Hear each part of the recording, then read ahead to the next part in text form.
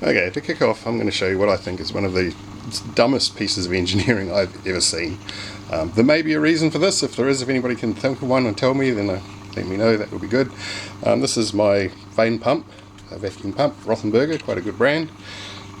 That's the sump on it, which is where all the vanes go. It normally obviously sits at a right angle to this. I'll show you why it's like in a second. This is the oil I got out of it. Should be able to see if I move that around. There's bits that move around with it. Those are bubbles of water that get caught in the oil, and you have to change the oil every so often to get the bubbles out, because when those are in there, then it doesn't pull full vacuum, and it's not great for having water in there anyway. As I learned when I put it away once for about 9 months and took it out again, and discovered that despite changing the oil how I thought was good, it still had about 50 mils of water in it, and the entire inside of it was all rusted to crap. So what I've done is, normally there is a sump plug in the bottom here, and that lets out the oil, obviously. Pour it out into here. I've discovered that, I'll show you in a sec. So I'll take this off here and the inside of it. Okay, so that's it with the sump off. There's the sump. You can see that's the vanes are inside there. And what I want to show you is the sump. So, in here, now I spent quite a lot of time tilting the pump around and moving it up and down, trying to get all of the oil out of here. And as you can see, there is still a quantity of oil in there.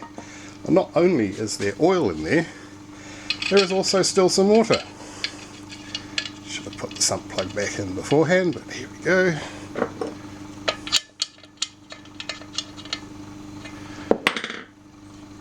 I've sort of stirred it up a little bit, and it's not very light in there, but there is a definite layer of water and a not inconsiderable amount of oil. Actually, we'll pour it into here, and you should be able to see it.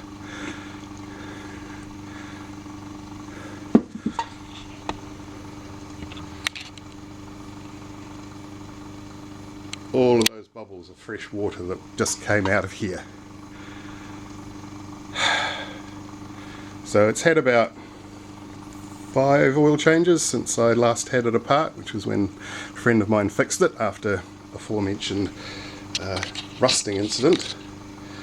But it looks like if I want to keep this thing good, I'm going to have to do this to it every time that I want to change the oil, and that is just dumb. Okay, should have thought of this before. Got some lights so you can actually see inside. And so, as you can see at the back there, that is the sump plug. This is the way the thing is normally oriented. There's a little sight glass on this end, and that's how it sits.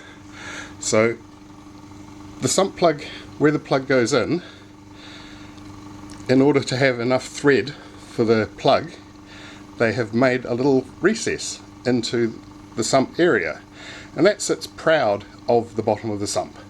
And so if you have it dead flat, then you can see there's quite a lot of area here that can still have oil in it. So what I've been doing is tipping it so that it goes this way, and then backwards and forwards like this, to try and get any oil to wash over the top of that plug. God, can I get the light in it right? Yeah, so that's it. That, I think, is probably the dumbest thing you could possibly do. They should have put the extra threading, the metal required, on the outside, and have that little bit recessed. That would be much better, so that the oil gathers in there.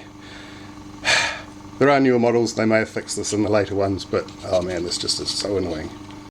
Okay, oil all changed, and got the gauge hooked up, and as you can see here, hopefully, 14 microns, which is actually slightly better than expected for. It should do 15, but when it had all the water in the oil, that would get down to, it was fluctuating between 300 and 400, and it would just jump around all over the show, which is basically every time some water gets inside the vanes inside here, it would expand and it would just push air back into here, and the pressure just would not go down to where it was. So now that I've taken that off and taken all of that crap out of there, it's actually working properly again. So, time to hook up the cold chamber. Alright, cold trap. So the idea here is that I put this between my vacuum chamber and my vacuum pump, and this will be sitting inside this freezer, which goes down to minus 40 degrees when I have it on the lowest setting, which I'm quite impressed with. And then I'm going to put, well, I actually don't need that bit, so the other bit is the lid. So this is, will seal onto the top of here with a rubber seal, and we have the pipe here which that goes to the chamber end, so any air that comes in will go down to the bottom of here and down to the bottom of my tank, and then this end goes to the pump, so all the pump air that goes into the pump has come right up through the chamber. And then what I'm going to do is I've 3D printed these thing here, and I've put a metal pipe on it. This pipe is just bigger than this one, so it will contain it. And I'm going to pop that into the bottom of there and then basically fill it with stainless steel scrubbing pads, which have an enormous surface area, and so all of the air, the moist air, will have to come up through that, and it should freeze out on the pads, and then the air that goes into my pump should be nice and dry, and I won't have to worry about changing the oil so often. That's the theory. Let's put it together. As an aside, I messed up while putting stuff in here. I just sort of dropped them all in and then realised there was a big air gap right here between the tube and that, where the sponges, well, not sponges, scrubbers weren't going in. And so I pulled them all out again, and I've deliberately packed them down here so there is now no air gap. And when I bought them, they all came individually wrapped, and I was like, why is this? And then after I tried to pull them out, I understand. They just grab onto each other, and now I'm having to separate them all out so that I can stack them in properly. But there we go. Okay, all packed in. One other thing to add is that, as you saw, they were all tangled together, and most of them just sort of pulled apart if I was quite gentle with them, but you really shouldn't do that. If you're going to do it, use some side cutters, because if it doesn't come apart, you may be tempted to try and break it with your fingers, at which point you will remember that it is steel and you are but flesh. Anyway, the idea of this is that I've used it a couple of times with this pads in there, and it works really well, but putting the top on involved basically forcing this tube through the scrubbers, and it was annoying. So I got one, it's quite a nice fit, and it just goes onto there, and obviously with the seal in there, it means that I can take it off and put it back in with relative ease. And let's hook it up. So initially I had the idea that I would cut a hole in the top of the freezer so that it would let the top of the tank through, and I could put the plumbing and stuff on the top there and have the most of it sitting in there, but I realised that was actually a bit dumb, and so in order to preserve my warranty and also mean that the freezer's still useful after if I've ever finished doing this sort of stuff with it, I made a lid. So this is just plywood cut to the size of the hole in the top there, and I have a friend who has a CNC router machine that does plywood, and he cut me a nice big hole in the centre there. I 3D printed a couple of inserts and made basically a box, and this is all filled with expanding insulating foam, and it just pops in the hole here, fits nice and snug, and it's actually remarkably effective. I found that there's a little bit of dew forms around the very edge here where there's the solid wood just going straight into the freezer bay, but around this part here it just stays completely dry and you can touch it. It's cold, but it's not freezing, so that works quite well. And now basically I just need to pre-freeze the tank so that everything inside there is down to my -40, and we're ready to run. The thermocouple says I'm down to -20 inside the cylinder, which has been sitting in here for about 3 hours now. It's pretty good.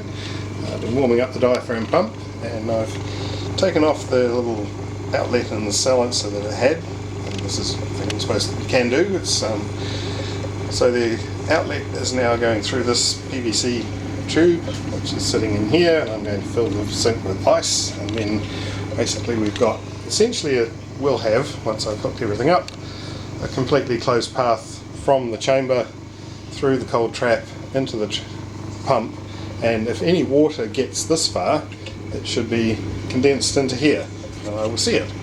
Hopefully we won't have any. I'm going to pop this into the chamber, fill it up with water, and we'll see how we go.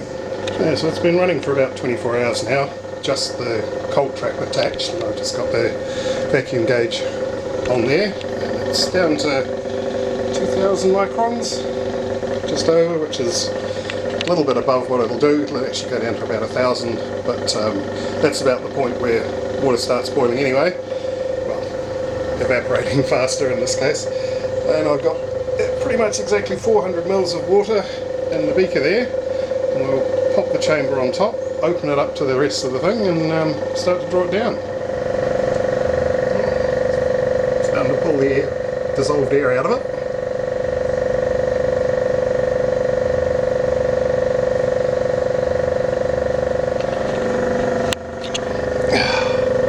Forgot to turn the meter on. Oops. Ah, there we go. So it's actually showing 14,000. It's actually kind of energetic for that level. Just going down, stuff's happening. Just keep watching it. Yeah, it's been about 20 minutes and it's still boiling fairly enthusiastically, which I was not expecting. So much so that occasionally it will actually have a bubble burst and splurt water onto the inside of the chamber, which I was not expecting. But here we go. And when it does settle down very briefly, you can actually, well, you probably can't from the camera, but I can tell that there's a little bit of water's come out of there anyway. And none of it has showed up down here yet, so that's promising. I'm going to try and boil off probably 100 mils, take it down to the 300, and we'll see what it looks like. I imagine that will take a few hours. It's calmed down quite a lot now. Still the old bubble here and there. It's maybe 10 to 15 mils of water gone. Still nothing showing in here, but there's a little bit of condensation on the inside of the pipe there, so there is still a very small amount of water getting through, but hopefully not too much, and we'll see how it goes when it's down to 300. I'm not really sure what's going on here. It's calmed down completely. It's been 5 hours now, I think, but the pressure started to go back up. It went down to 2430, and now it's showing 2620. So it may have sprung a leak. I'm not sure. The cylinder's been in the freezer for several days now, but I figure I'm going to leave it running overnight and we'll see what it looks like in the morning. So a very slight change overnight in the pressure. It's coming back down again, 2580, but a huge change in the volume of the liquid. We're actually almost at the 300 point. And there's quite a bit of condensation on the inside of the chamber there. I think that's probably because the ambient temperature is a bit lower this morning than it was last night. And I've got to go to work. There's still not really anything noticeable in there, so I think I'm going to let it go, and we'll see what it looks like when I get home tonight. Well, another day older and deeper in debt. Reading's back up to, what's that, 2680 since this morning. There's quite a lot of condensation on the inside of the chamber. The water level actually hasn't changed that much, but one thing I did notice is that there is a quantity of water in here, just inside the tube, moving around in there. So it's time to turn it all off and take it all apart and see how much water has got killed up. I'm going to thaw this up and see how much water I can get out of here. I know it's not going to be all of it because all of the surface area of the sponges, or the scrubbers, will collect water, so it's not going to be perfect, but it'll be interesting. Yeah, so the water in here is actually a pretty tiny amount. I'll measure it. I'm picking it's like 5 mils maybe, but the thing I wasn't expected after this all fogged up when I let the air back in is there's actually a not inconsiderable amount of water on the bottom. I don't know if you can see it sloshing around in there, but I'm going to pop it in the sink so that I can empty it out. Obviously that didn't go through the system, but it's just condensation that was in here.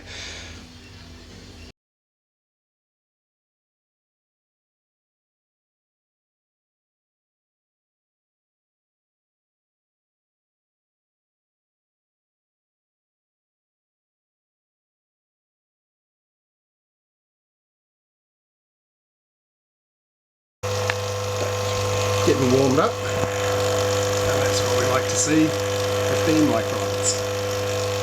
So that's all good. I'll hook it up. There's a The internals of the cold trap's been in the freezer overnight, so that should be nice and cold now. Just pop the top on and seal it up. So the vacuum's going down there. It's not quite low enough to read on the gauge yet, but that should happen fairly shortly. I'll get that down to a nice vacuum and then we'll hook the actual chamber up. Get it all nice and warmed up and replace the oil. We've got a different container here, taller and thinner.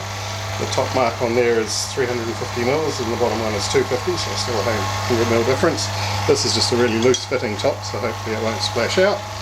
Now we'll give it a go.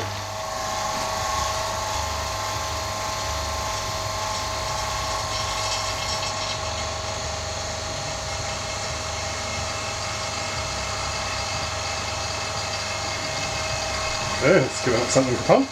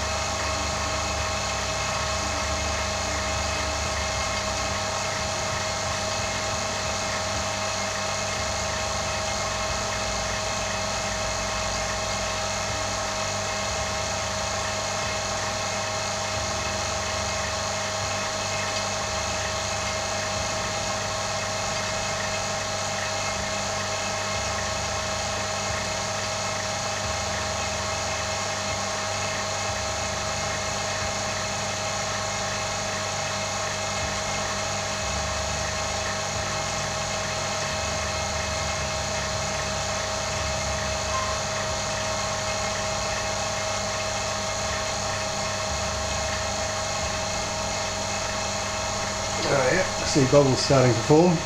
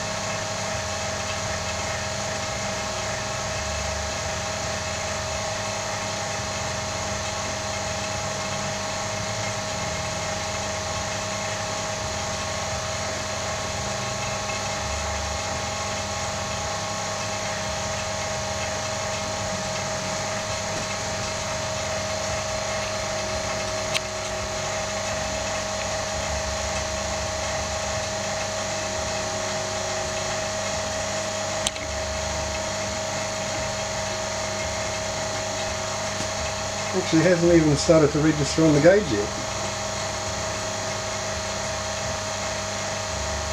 It's about right, 20,000 microns is where the gauge starts to pick up, and that's about where water starts to boil. It's actually a little bit over 22 degrees here at the moment.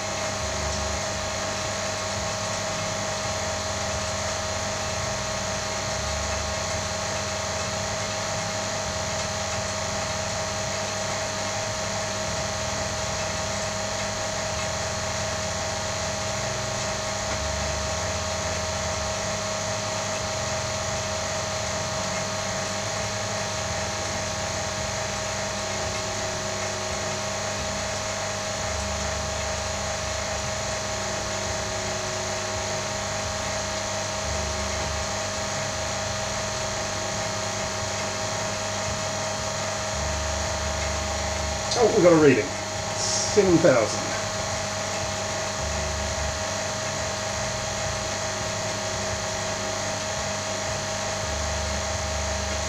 It's quite a lot more vigorous than the diaphragm pump. This pump moves a lot more air.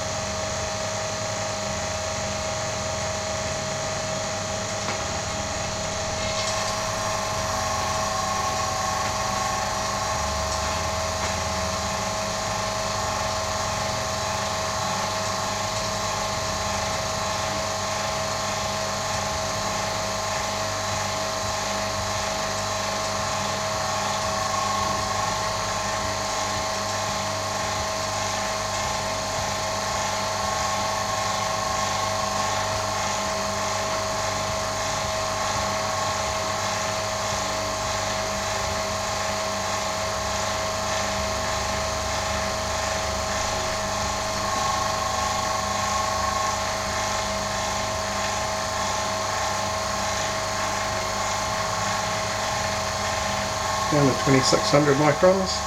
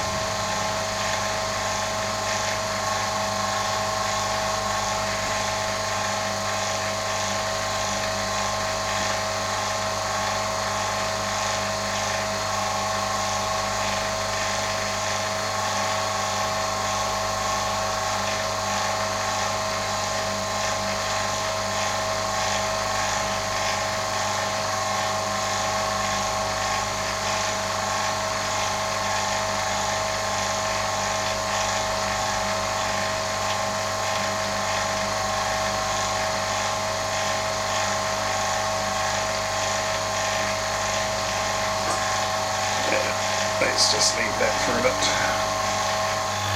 It's holding pretty steady at 2400 or so, and the bubbles have mostly stopped, but we're still at low pressure and it should still be evaporating away, so I'm going to leave it overnight and we'll see what it looks like tomorrow. We're pretty much back to where we were before, solid sitting around 2500. Inside here is nice and clear. I actually noticed that, I don't know if you can tell very well, there's condensation on the outside of the inner glass tube, which means it's cooling, and that means it's probably evaporating, although not at a huge rate. I have a suspicion I know what's happening.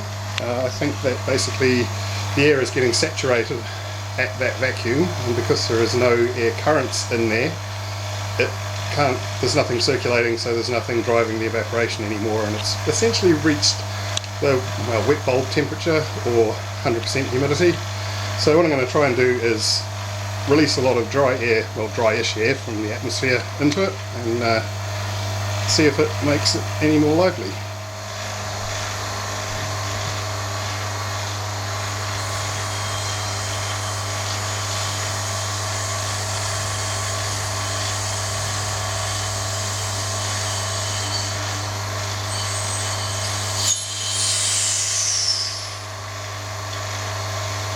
There's a nice little cloud formed inside there now.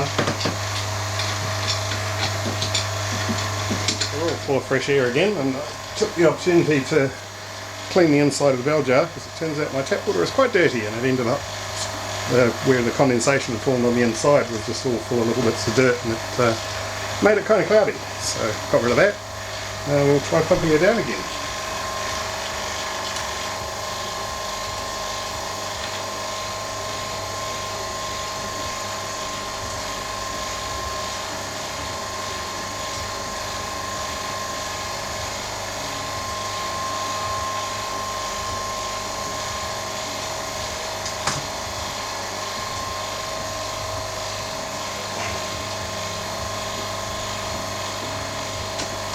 Alright, experiment cancelled. It turned out that the inlet into the cold chamber had iced up inside, and so it wasn't actually vacuuming the chamber out at all. So I'm going to have to see if that was a one-off. I may have had the pipes reversed, so it was sucking through the one it was supposed to be blowing through, and maybe that's the problem. But anyway, I'm going to leave it at that. There's still a moderately significant amount of water has come out of there, so I'll have a look and see what's inside the pump, and then I'll probably post this, and hopefully next time it'll be working much better. I suspect there may be a leak in the cold trap, so I'm going to test for that, make sure my hoses are good, all of that, and next time I'm going to try some beer, which I have done once before. It mostly worked, but I think I should just record the process, because one of the things I'm hoping to do here is make zero alcohol beer out of a stout that I really like, so I can have one with dinner and not feel guilty. Yeah, let's take the pump apart and see what water's in there. Okay, back apart again, and a little bit of cloudy stuff in there. There's a couple of little droplets, but certainly nothing like the amount of volume that came out of the glass, so I think I'm going to call that at least a partial success.